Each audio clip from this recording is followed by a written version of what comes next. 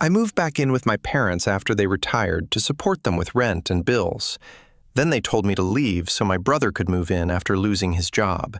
Still, they expected me to pay all expenses.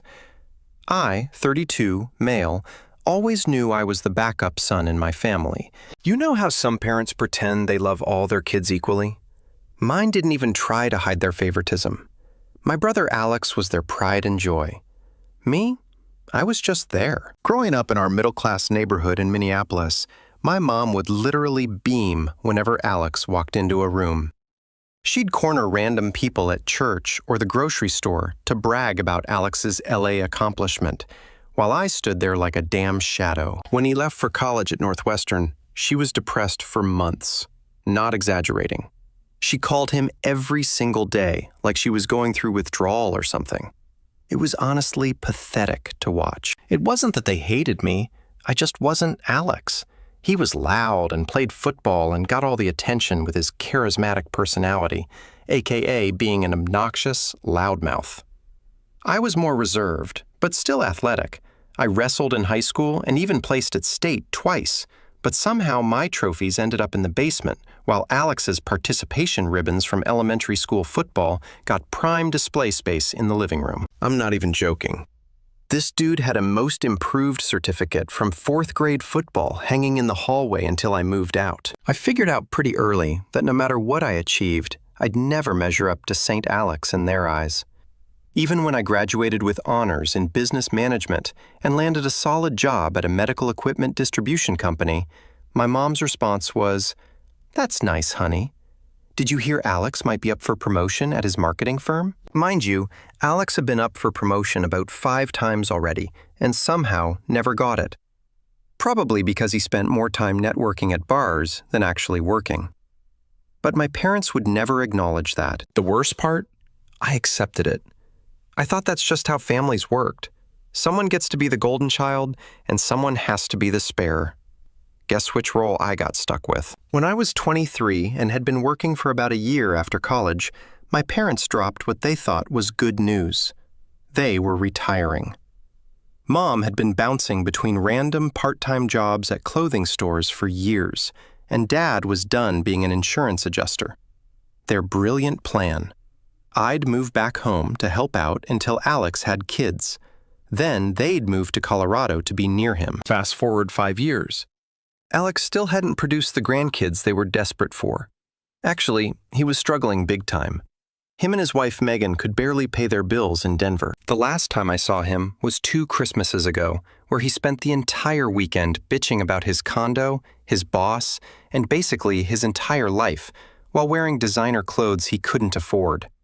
He'd show up in these $300 jeans and new watches while complaining about how the system was keeping him down. He barely acknowledged me, treating me like I was the family dog that was just there for background noise. Meanwhile, I was the one holding everything together. I had worked my way up to regional sales manager, started paying rent to help with their expenses, took care of the house, the yard, everything. I even remodeled their bathroom and built a deck in the backyard with my own 2 hands. Put in those composite boards that don't splinter or rot. Did all the railings myself, the whole 9 yards. My life wasn't perfect, but it was stable. I had a good group of friends, played in a recreational hockey league, and was dating when I had time. But no matter what I did, my mom still talked about Alex like he was God's gift to humanity. When I closed a major account that boosted my commission by thousands, my mom's response was to ask if I could loan Alex some money because he was going through a rough patch. The rough patch being that he'd leased a BMW he couldn't afford and was now panicking about the payments. And this wasn't the first time or the 5th they'd asked me to bail him out. Every family gathering was the Alex show. If he bothered to call in on holidays, everyone would crowd around the phone like the president was on the line. If he deigned to visit, my parents would spend weeks preparing, getting his favorite foods, cleaning his old room like the Queen was coming to stay. My birthday, Mom would make a box cake. Alex's birthday, she'd spend 3 days cooking all his favorites and invite the whole extended family. Then everything went to hell a few months ago. Alex lost his job. Since him and Megan were already living paycheck to paycheck, maxing out credit cards to maintain their image, They were completely screwed. My mom acted like this was the best news ever. No joke. She was practically bouncing in her seat at dinner. "This is perfect," she squealed. "Alex and Megan can move in while he gets back on his feet. And maybe once they're settled, they'll finally start a family." My stomach dropped. The way she said it made it obvious she'd been waiting for this exact scenario for years. Not once did she ask what I thought about it. I was just expected to go along with whatever Alex needed, like always. I remember staring at my plate, pushing around the mashed potatoes and thinking, here we go again. Alex messed up, and everyone bends over backward to accommodate him. It got worse.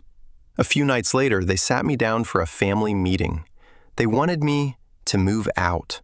There just wasn't enough room for everyone, Mom said with this fake sweet voice. Besides, it's time for you to focus on finding a wife and starting your own family. But here's the kicker.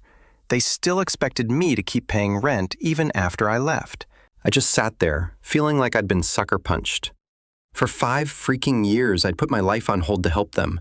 I'd been the responsible one while Alex lived his life hundreds of miles away. And now they were kicking me out so Golden Boy and his wife could take my place. Dad must have seen I was about to lose it because he quickly said I should take my time to think about it. But I didn't need time. For the first time in my life, I saw my parents for what they really were. It was never about being fair or appreciating what I did for them. It was always about Alex. I remember asking, dead serious. "So, let me get this straight. You want me to move out of the house I've been maintaining and paying for so Alex can move in, and you still want me to pay rent after I leave?" Mom had the audacity to say, "Well, we're on a fixed income now, and Alex will need time to find a new job.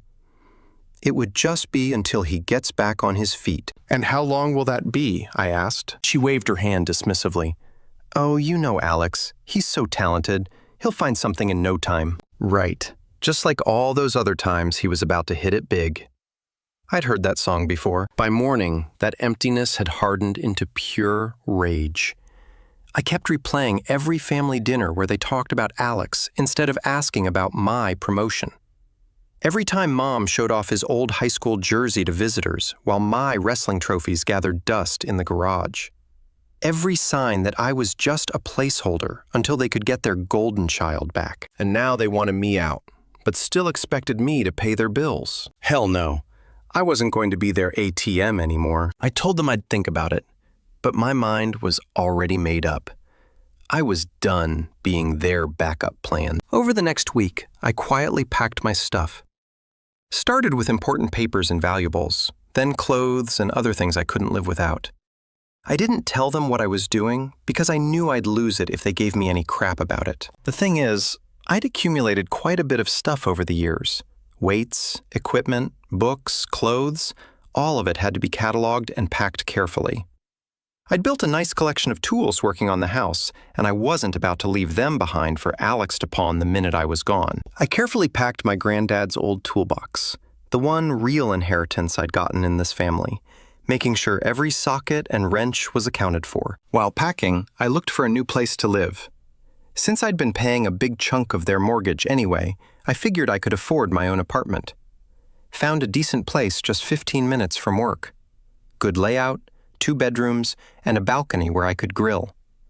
Most importantly, it was mine. I signed the lease on a Thursday and arranged to move in over the weekend, all while my parents thought I was thinking about their proposal.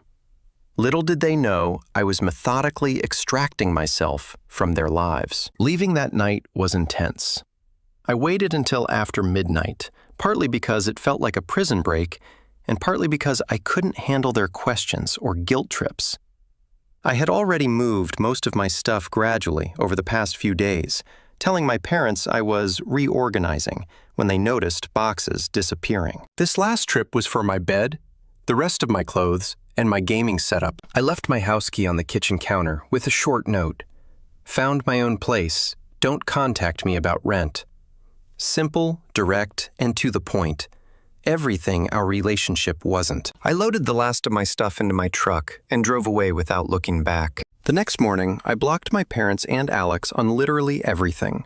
Phone, email, social media, even LinkedIn. didn't want him trying to contact me through work connections. For the first time in years, I felt free. That first week in my new place was like stepping into a new life. I could leave my gym bag on the couch without Mom complaining. I could come and go without explaining myself. I even started meal prepping properly and got back on my workout schedule without interruptions. I set up my weight bench in the second bedroom, got all my protein and supplements organized in the kitchen, and for once, didn't have to explain to anyone why I needed so much chicken breast in the fridge. But of course, the peace didn't last. About 3 weeks after I moved out, I got a call from an unknown number. Almost didn't answer, but something told me to pick up. It was my Uncle Rick. Rick and Dad had this competitive relationship since they were kids. But unlike my dad, Rick didn't mess around. He'd always been straight with me, and I respected that. He was the one who taught me how to change my oil and fix a leaky faucet when Dad was too busy watching Alex's high school games. "Jake, what the hell, man?" he asked. "You just disappeared on your parents. They're about to lose the house." What? I was completely blindsided. What are you talking about? That's when Rick dropped the bombshell. Turned out Alex had been jobless for 6 months, not just a few weeks like Mom claimed. And my parents had been secretly sending him money the entire time. Not just small amounts, but thousands each month to keep both him and Megan afloat in their expensive condo. To make it worse, they'd taken out a second mortgage on the house without telling me. I could barely process what I was hearing. "So let me get this straight," I said, my knuckles white as I gripped the phone. "They borrowed against the house without telling me, then expected me to keep covering their mortgage while they kept bailing out Alex and Megan." "That's exactly right," Rick confirmed. "And now they're panicking because they might lose the house if they miss more payments. You need to step up and fix this, Jake." I laughed. Actually laughed. "Fix it? Why is that my responsibility?" "They're your parents, Jake," Rick snapped. "Family takes care of each other." "Really? Where was Alex when they needed help? He's been bleeding them dry for years, while I've been the one keeping the roof over their heads." Rick went quiet. He knew I was right. "Look, Rick, I appreciate you calling, but this isn't my problem. They chose Alex like they always do. Now they can deal with the consequences." After I hung up, I sat there in shock, the truth sinking in like a stone. All those times they said they were a little tight this month or asked if I could chip in extra for utilities. It wasn't because their retirement wasn't stretching far enough. It was because they were funneling money to Alex behind my back while I was working overtime to help them make ends meet. They were enabling Alex's irresponsible lifestyle. The betrayal cut deep. Really deep. For days, I tried to process everything. The more I thought about it, the more betrayed and played I felt. I'd unknowingly been helping Alex and Megan stay afloat in their pretentious lifestyle while my parents funneled my rent money to them. And now, after digging this hole, they expected me to jump in and pull them out? This wasn't my problem. But then I started thinking about the house itself. I'd grown up there, put a lot of work into it, and a small part of me didn't want to see my parents lose it, even if our relationship was in the toilet. I'd spent weekends repairing the roof, replacing old wiring, fixing the plumbing. Sweat equity that would all go down the drain if the bank foreclosed. Plus, if I was going to keep paying for something, I wanted it to actually benefit me, not just feed Alex's sense of entitlement. So, I made them an offer. When I showed up at the house, Mom looked like she hadn't slept in days. Dad barely looked at me as he let me in. I wasn't surprised to see Alex and Megan sitting there too. Alex had that smug look on his face like he'd already won some game I didn't know we were playing. He'd gained weight and was wearing a flashy watch that probably cost more than a month's rent. Typical Alex. Broke as hell, but still had to keep up appearances. "I know about the second mortgage," I said right away, standing with my arms crossed, watching their faces. Mom's hopeful expression immediately changed to guilt. Alex just frowned, looking confused. "Rick told me everything," I added. "Mom, Rick needs to mind his own business." "Maybe, but I'm glad he didn't. Otherwise, I'd still have no idea you were using my money to pay for Alex's expenses." Dad started to interrupt, but I held up my hand. "Let me finish. I'm not here to fight or rehash the past. I have a solution that benefits all of us." I laid out my proposal. I would take over the house completely in my name, handling the mortgage legally. No shady promises about someday, a real official transfer. They could continue living there, but only if Alex and Megan paid their fair share of rent. At least what I'd been paying since I was 23. Mom hesitated. This is our family home. We're not just going to sign it over to you like it means nothing. It's not nothing, I replied, keeping my voice steady. It's your chance to keep the house instead of losing it completely. Right now, the bank owns more of it than you do. If you keep missing payments, they'll take it back. This is your best shot at staying. Of course, Alex had to jump in. You can't just walk in and take something that doesn't belong to you. This is supposed to be my inheritance, he said, his voice getting louder with each word. You've always been jealous of me, trying to one-up me. Now you're using Mom and Dad's situation to steal what should be mine. I laughed right in his face. Your inheritance. Alex, you've barely set foot in this house in 10 years. Meanwhile, I've been here looking after Mom and Dad and paying the bills, while you've been living your life 3 states away and bleeding them dry. His face turned red, but he didn't have a comeback. Just started sputtering about how I didn't understand his situation and how the job market was tough right now. Rich, coming from a guy who'd had 5 different jobs in the last 3 years, none of which he'd kept for more than 6 months. I'm not trying to steal anything, I continued, my voice calm but firm. But I'm also not going to keep throwing money into a sinking ship without anything in return. If you want to stay, you need to contribute. If not, that's fine. But I'm not paying for you to live here for free while I struggle on my own. The room went silent. Finally, Dad spoke. We'll think about it. I nodded. Take all the time you need, but remember, the bank won't wait. You're already months behind on payments. This is the only way you'll get my help. As I turned to leave, Alex couldn't help getting in one last dig. This is shit, he muttered. You've always been trying to prove you're better than me. I just smiled. I don't have to try, Alex. I just have to show up. The look on his face was priceless. I think that was the first time in our lives I'd actually stood up to him directly. Mom gasped like I'd slapped someone, and Dad just looked at the floor. But it felt good. Damn good. For a week, I didn't hear anything. I figured they were still arguing about it, or, more likely, Alex was trying to convince them to hold out for a better deal or find some other sucker to bail them out. Probably thought if they ignored me long enough, I'd cave and just give them money with no strings attached.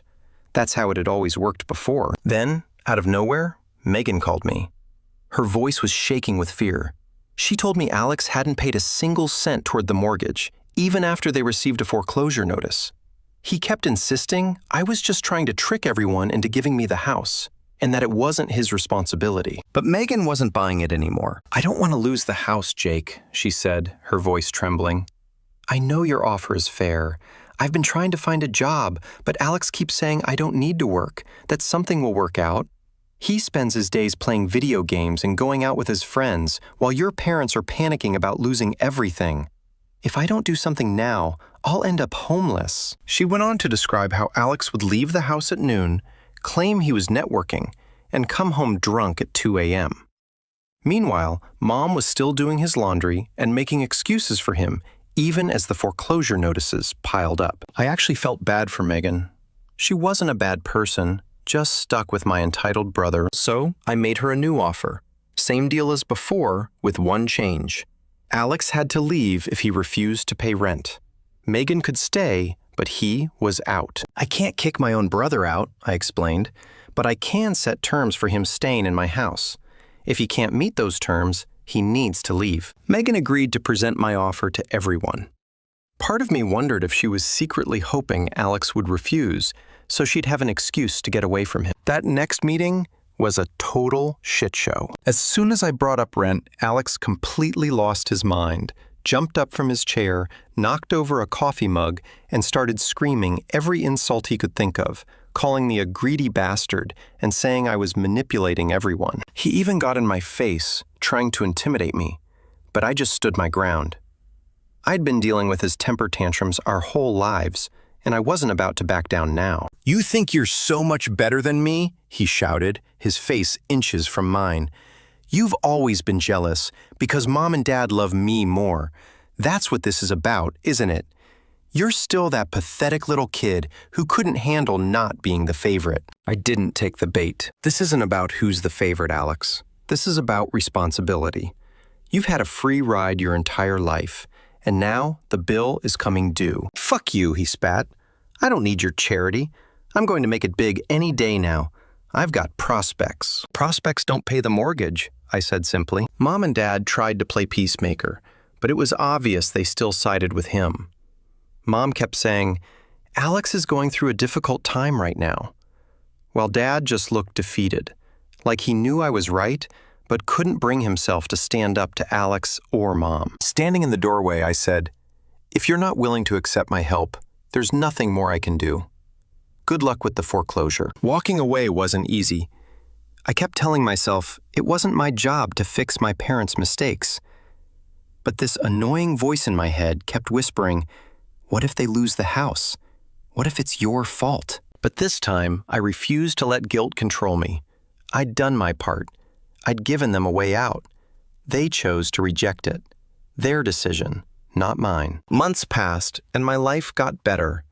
I started dating a physical therapist named Sarah, got promoted at work, and even started taking Brazilian jiu-jitsu classes 3 times a week. My apartment actually felt like home for the first time in years. I realized how much I'd been missing. Nothing huge, just the simple freedom to live on my own terms. No one questioning why I needed so much freezer space for meal prep. No one making snide comments about my obsession with fitness. No one making me feel like I was taking up space that rightfully belonged to someone else. Then Megan called me once more, sobbing so hard I could barely understand her. The bank was officially moving forward with taking the house. The foreclosure wasn't just a warning anymore. It was happening. Alex had refused to even consider my offer, and their arguments had gotten so bad, the neighbors had called the police twice. I can't do this anymore, Jake, she cried. I have nowhere to go. Alex has maxed out all our credit cards, and his friends have stopped letting him crash on their couches. Your parents are having health problems from the stress. Your mom's blood pressure is through the roof, and your dad looks like he's aged 10 years in the last 3 months. Please, if there's any way you can help. She told me how Alex had been lying to everyone, claiming he had job interviews that never existed.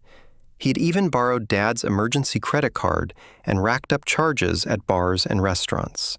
When confronted, he'd exploded in rage, screaming that everyone was against him and that he deserved better than this. I felt bad for Megan.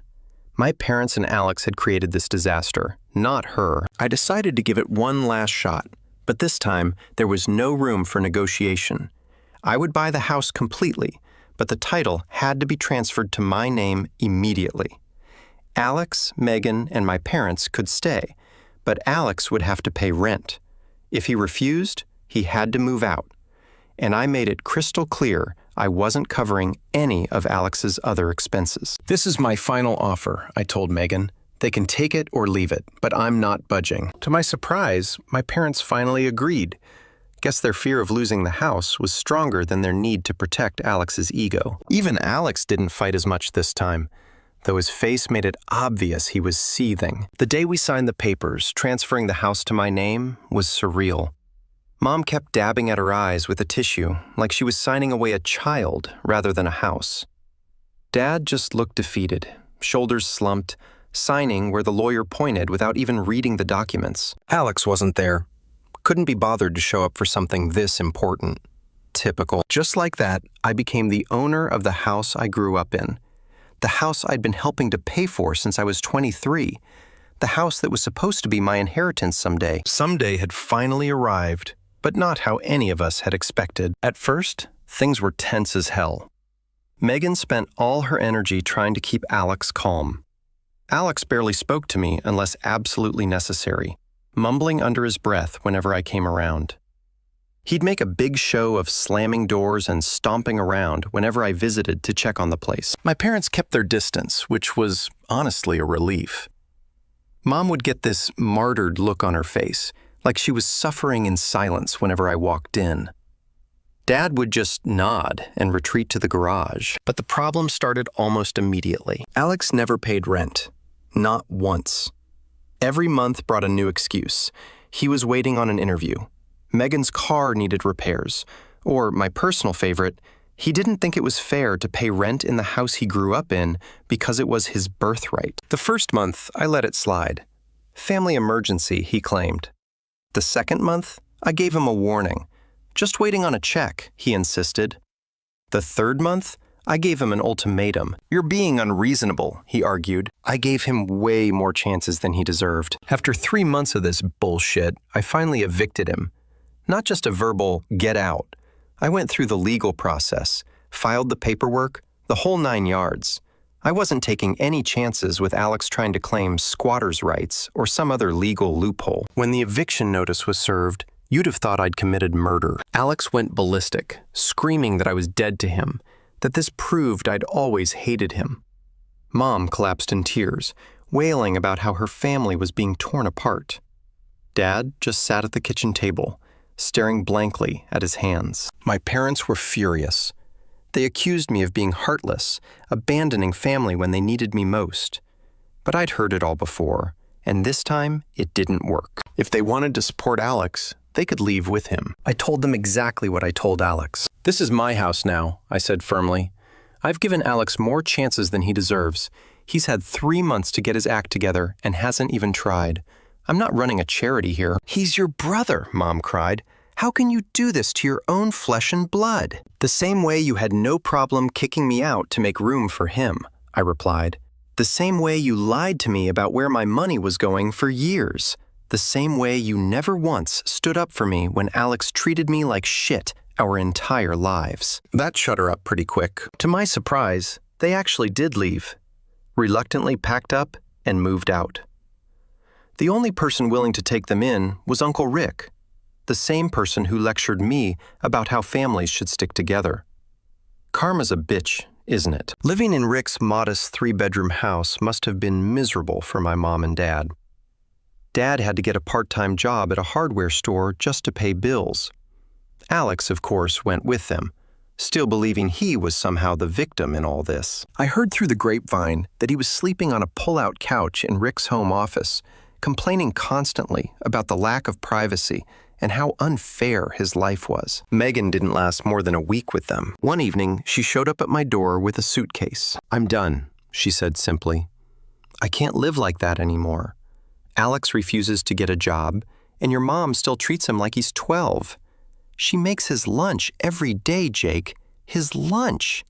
He's 32 years old. Since she was genuinely trying to get back on her feet, I let her stay in the spare bedroom for a while. She found a job at a local boutique pretty quickly and moved into her own place soon after. Eventually filed for divorce. Can't blame her. Alex had been dragging her down for years. As for me, everything just got better from there. Owning the house gave me this security I'd never had before. For the first time, I had a place that was truly mine. I renovated the kitchen, converted Alex's old room into a home gym with a power rack, bench, full dumbbell set, the works, and built a fire pit in the backyard. I replaced the old carpet with hardwood floors, painted the walls, and finally fixed that leaky faucet in the upstairs bathroom that Dad had been meaning to get to for a decade. A year later, my girlfriend Sarah, 28, moved in with me. We got married in a small ceremony that I didn't invite my parents or Alex to. We've been killing it ever since. She opened her own physical therapy practice, and I started my own medical equipment distributorship after learning the industry inside out. Then, about 6 months ago, the karma hit. I was leaving the gym when my phone rang. Another unknown number. It was my dad. Jake, he said, his voice barely above a whisper. I know we haven't talked in a long time, but we need help. Turns out Rick had finally had enough of their drama and Alex's refusal to contribute anything. He'd given them 30 days to find somewhere else to live. Mom had been diagnosed with high blood pressure from the stress, and Dad's part-time job barely covered their medications. What about Alex? I asked. Where's he in all this? Dad sighed. He moved to Florida with some friends, said he needed a fresh start. He hasn't called in months. I almost laughed. Of course Alex had bailed the moment things got really tough. The golden child had abandoned the throne when it became too much work to sit on it. So now you're calling me? I asked, After everything? Son, please, Dad's voice cracked. We were wrong. We've always been wrong about you. You were the one who was there for us, and we chose Alex every time. I don't expect you to forgive us, but we have nowhere else to go. For a moment, I thought about telling them to figure it out themselves, just like they told me to do when I was standing up for myself. But I'm not them. I'm better than that. There's a small apartment over the garage that I've been renovating, I said finally. You can stay there temporarily, but there are conditions. You pay what you can for rent, even if it's just a few $100. You don't mention Alex to me or Sarah, and you acknowledge openly that you were wrong. There was silence on the other end. Then, thank you, Jake. We don't deserve it, but thank you. They moved in last month. It's been weird. Mom cried when she saw all the improvements I'd made to the house. Dad actually shook my hand and looked me in the eye for the first time in years. They've been walking on eggshells around me, which is a complete reversal from how things used to be. Last week, I overheard Mom on the phone with one of her friends from church. My son Jake owns his own business now, she was saying, with that same proud tone she used to reserve only for Alex.